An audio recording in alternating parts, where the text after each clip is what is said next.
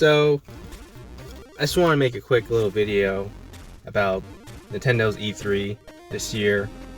I'm not gonna go over anybody else's, but mostly Nintendo, because that's the company I have most investment in. So I wrote down a couple of notes, but overall I think their E3 this year was just mediocre.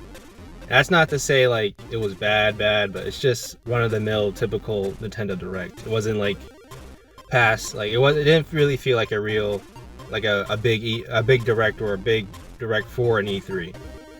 But let me get into the individual things. Let me go over the stuff I think was pretty good or I enjoyed from the Direct.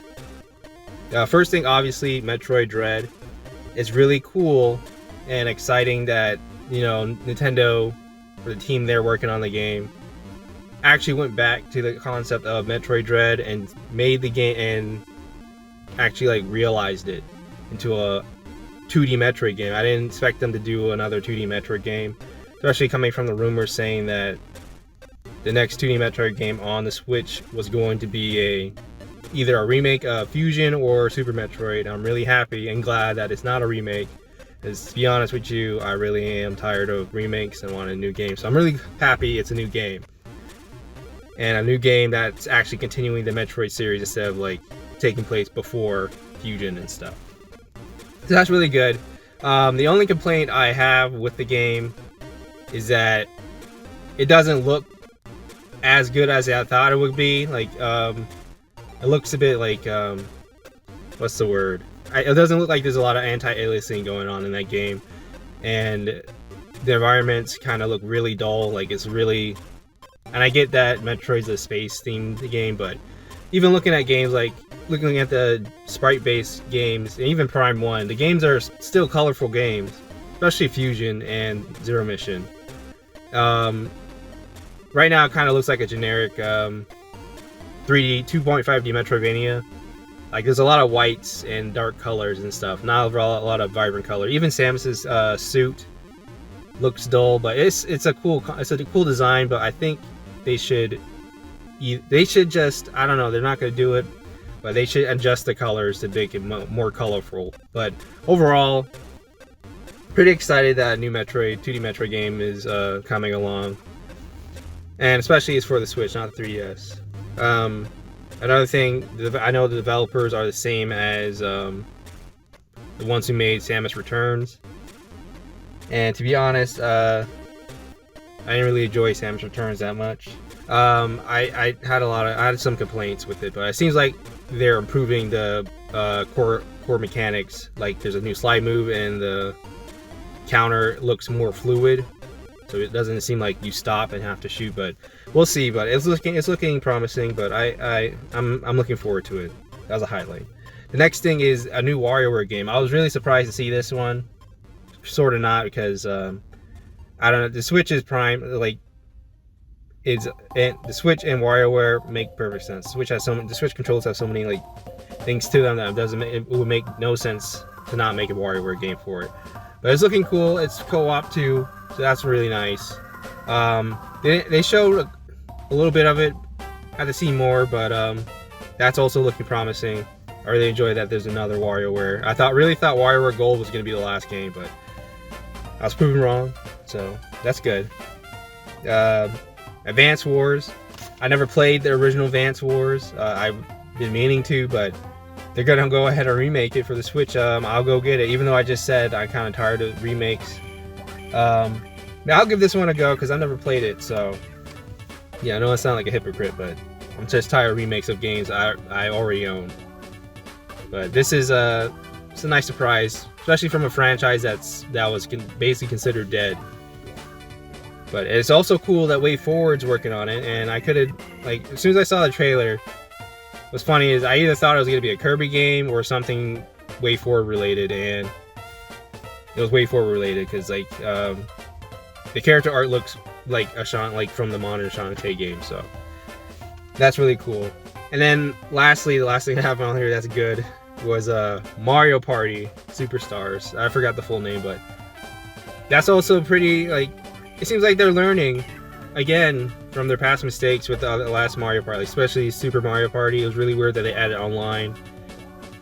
update to a 2-year-old game, but whatever. But it seems like it was a preamble to this game, which does have online, and that's pretty cool. The only problem I got with it is that it seems like really big nostalgia bait.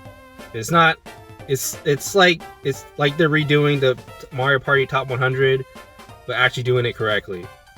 So they have 5 boards. It says they have 5 boards, and presumably it's only from the 64 games, which I'm kind of disappointed. There's no maps from any other older Mario Party games, but it's whatever.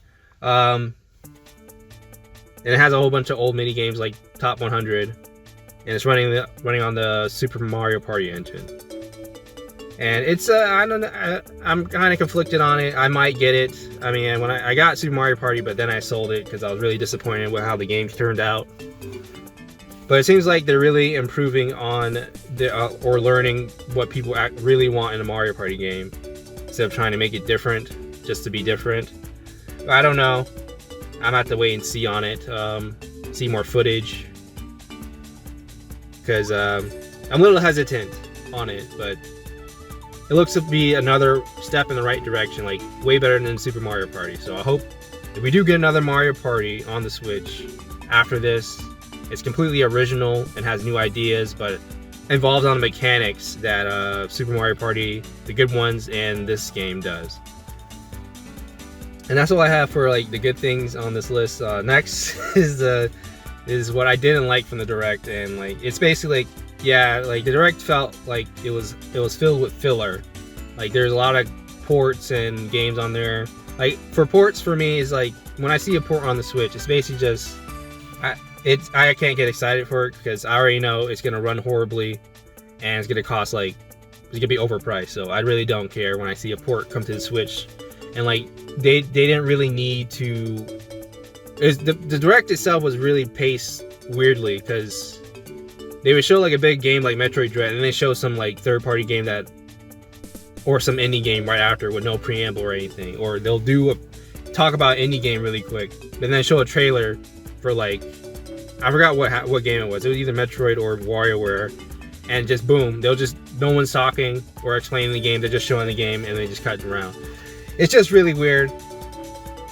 I really hate Directs nowadays. They don't really, because like there's a tangent, but it's not. It's more so like, yeah, it's like Directs were always a commercial, but back the early days of Directs, they felt more personalized, and they felt like they were talking to Nintendo fans. Right now, they're talking to everybody. That Direct had like, or E3 Direct had over 1 million people watching it, and I've never seen that before.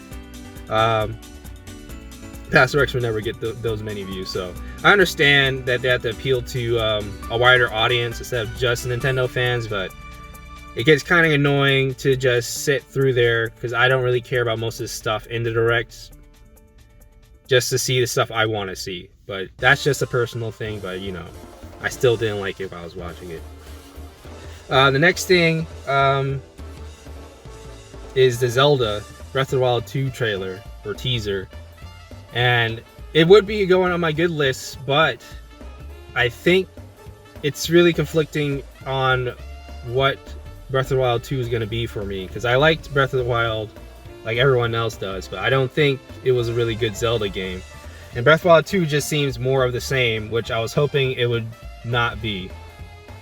I get that they're just what I don't get is that it's been a long time since the original game, and from the teaser they showed, it doesn't seem that different, except for like this new sky area, which I'm assuming is like gonna act like the Dark World from A Link to the Past, where halfway through the game you discover some ability, or you get that ability. Because I saw Link's hand. His hand is completely like, looks like a Sheikah device now, or has a Sheikah feel to it. I'm pretty sure like when that happens, that the whole sky thing goes in. And it seems like the big theme is like everything's in the air now with Breath of the Wild 2, but they're really keeping us in the dark with this game, and they didn't seem really confident that it's coming out next year. I know it wasn't coming out this year, but they were really like, we hope we'll get it out by next year, which doesn't seem really confident to me that they'll really get it out by next year, which is kind of crazy because it's June now, And I'm expecting that game, if it's gonna come out next year, it's gonna come out by the end of 2022. So if it doesn't make it by then, that's gonna be really odd. But especially considering like they're in the trailer, it seems like they're still using the same map from Breath of the Wild 1, and it looks almost basically the same, except for some new enemies and stuff. Even then, the enemies I was disappointed with, because it's just the same bokoblins and stone talus. Like there's like one new enemy, and that was in like that crypt area. But I'm really hoping that Breath of the Wild 2 really improves on Breath of the Wild 1, not just environmental wise, but like design wise.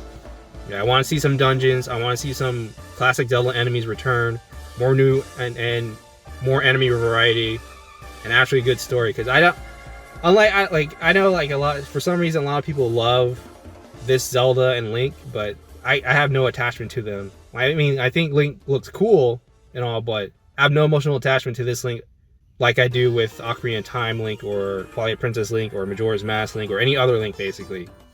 Same with Zelda. I could not care less if she died. Like, she fell in the trailer. I was like, I really don't care. It's the worst Zelda in my opinion. She only looks good. That's it. Everything else is annoying. It's stupid. That's just me. But anyways, moving on.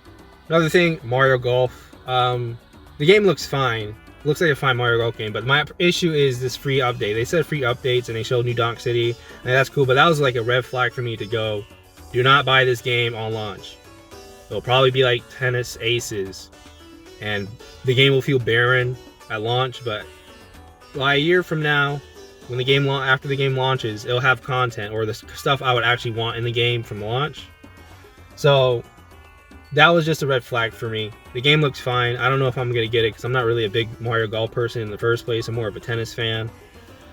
But seems like a game that's launching in early access. So, and the next thing on here is no Animal Crossing New Horizon update. That game is just left for dead, I guess, because that game is sorely lacking. And it's the whole thing with the free update thing. They don't have to commit to the game once it launches. They can just do some updates and just call it a day, because they're free. So it's really disappointing, because New Horizon really needs new content in the game. Like, content in the game that was in previous games is still not in there. And it's been, what, a whole year? That's crazy to me. But yeah, that's kind of just disappointing. Another thing, no Bayonetta 3 or no Metroid Prime 4. I know they covered it up with Metroid Dread, but come on. Like, we all want to see Metroid Prime 4, and especially Bayonetta 3. Like, I don't get why they announced it so early. I know why they did, but it's been, this was the direct to show it, and they didn't show it here, so I'm assuming we're not gonna see that game until maybe next year. So that's really disappointing. And there was no mention of fixing anything about Nintendo Switch Online whatsoever. There's no virtual console coming. There's no new console for Nintendo Switch Online coming. That's probably, like, it's probably not a good place to do it at E3, even though I think it is. But to me, this was pretty mid-direct, or typical. I didn't even talk about Smash, and that's because I really, like, that's all they like. It's so cliche now with Nintendo. Like, we get it. It's just one character though, and this game has been out since 2018. Okay, it's getting a bit old and tiresome to just see a new Smash character open up every single direct.